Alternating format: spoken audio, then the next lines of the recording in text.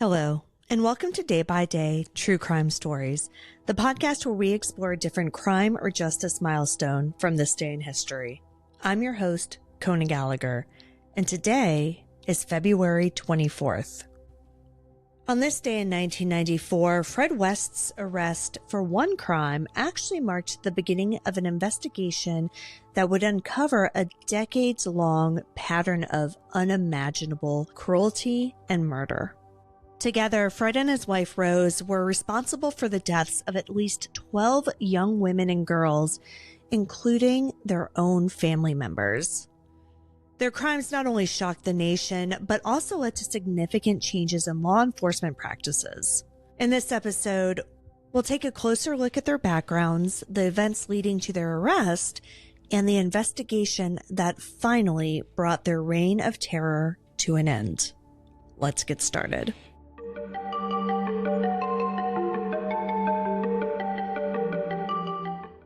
Fred West was born Frederick Walter Stephen West on September 29, 1941, in Herefordshire, England. His childhood was marked by poverty, dysfunction, and allegations of abuse, which many believe played a role in shaping his later behavior. He struggled academically and ended up dropping out of school when he was 15. After that, he took on various manual labor jobs. Over the years, his criminal record began to grow, with offenses ranging from theft all the way to sexual assault. In 1962, Fred married Catherine Rena Costello, a woman from Scotland. Their relationship was tumultuous, and after several years of instability, the marriage fell apart.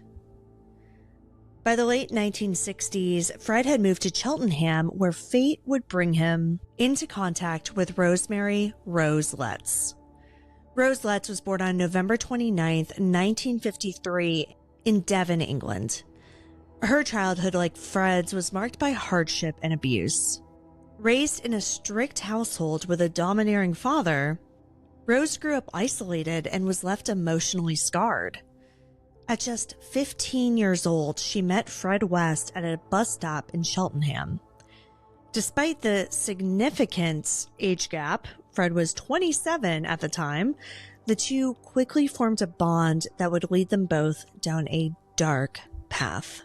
By 1970, Rose had moved in with Fred, becoming a stepmother to his two daughters from his previous marriage. The couple married in 1972 and settled at 25 Cromwell Street in Gloucester, a house that would later become known as the infamous House of Horrors. Between 1967 and 1987, Fred and Rose West committed a series of brutal murders targeting young women and girls. Their victims often came from vulnerable backgrounds. They were runaways, hitchhikers, or young women seeking lodging. Many were lured to 25 Cromwell Street under the guise of friendship or accommodation, only to be subjected to horrific abuse, torture, and ultimately murder. One of their earliest known victims was Anna McFall, a former nanny to Fred's children. In 1967, while she was 8 months pregnant with Fred's child, Anna disappeared. Her remains were later found buried near a caravan site where Fred had lived. Her body had been dismembered with incredible precision. By the early 1970s, Fred and Rose's sadistic behavior had escalated. In 1971, while Fred was serving time for theft, his stepdaughter Charmaine, just 8 years old, mysteriously vanished. Evidence later suggested that Rose had killed the girl during Fred's absence. Another victim, Linda Go, went missing in 1973 after telling her family she planned to stay with a couple who offered her lodging. Her remains were discovered buried at 25 Cromwell Street, along with the bodies of several other victims. Perhaps the most disturbing aspect of the West's crimes was that they did not spare their own family. In 1987, their 16-year-old daughter Heather was murdered after allegedly threatening to expose the abuse that she and her siblings had endured. Fred and Rose frequently warned their other children that misbehavior would lead to the same fate as Heather. that they too would end up buried under the patio. Tragically, those threats turned out to be more than just words. Despite years of horrific abuse and murder, Fred and Rose managed to evade detection for decades. It wasn't until 1992 that law enforcement began to close in on the couple. Fred was arrested for the alleged rape of his 13-year-old daughter, while Rose faced charges of child cruelty.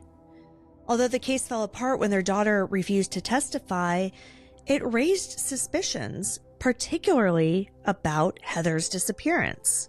One officer, Detective Constable Hazel Savage, had long been concerned about the West family.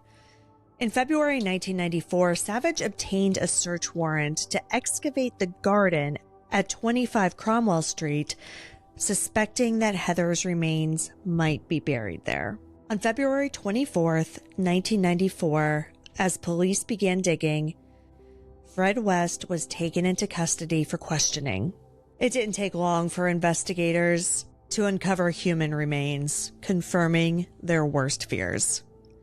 Faced with mounting evidence, Fred not only confessed to murdering Heather, but he also began revealing details about other victims buried on his property. As the excavation continued, the true extent of the West's crimes came to light. The remains of multiple victims were discovered buried beneath the garden, cellar, and even the floorboards of 25 Cromwell Street. Each body showed signs of extreme violence and abuse, with evidence of torture and dismemberment. The search extended beyond Cromwell Street. At a nearby property, 25 Midland Road, police found the remains of Fred's first wife, Rena Costello, and his daughter Charmaine. In total, 12 victims were identified, though it's believed that the true number might be even higher. The public reaction, as you can imagine, was one of shock and horror. The case dominated headlines across the United Kingdom, with journalists and citizens alike struggling to comprehend the depths of cruelty that had taken place beneath these closed doors. The once unassuming house on Cromwell Street became a symbol of unspeakable evil, and the people of Gloucester grappled with the knowledge that these atrocities had happened within their own community. As the bodies were uncovered, Fred West faced a long list of charges, including multiple counts of murder. However, before he could stand trial, Fred took his own life on January 1st, 1995, while in custody at HM Prison, Birmingham. His death denied the victims' families the chance to see him brought to justice in court, but ensured that he would never be able to harm anyone else. Rose West, however, did not escape accountability. Arrested alongside her husband, she faced charges of murder and stood trial in November 1995. Prosecutors presented overwhelming evidence of her direct involvement in the killings, painting a picture of a woman who not only participated in the abuse and torture of victims, but also played an active role in their murders. After weeks of extremely distressing testimony, the jury found Rose West guilty of 10 counts of murder. She was sentenced to life imprisonment without the possibility of parole, which is a rare punishment in the United Kingdom and is reserved for only the most heinous of crimes. The discovery of Fred and Rose West's crimes left a permanent scar on the people of Gloucester and the nation as a whole.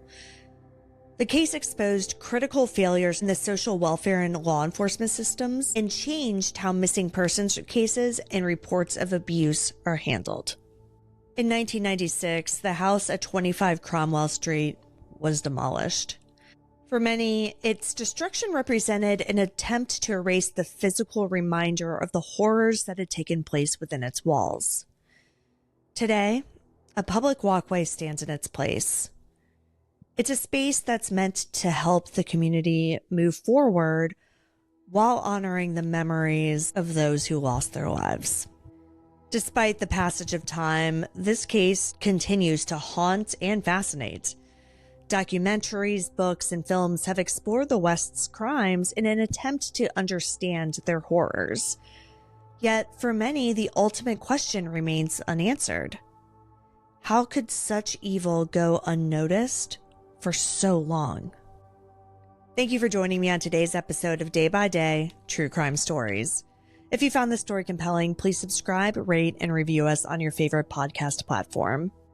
And be sure to join me again tomorrow as we explore another significant event in true crime history. In the meantime, stay safe and remember that behind every headline is a life worth remembering. Day by Day True Crime Stories is a Little Monster production. Hey, you can do it!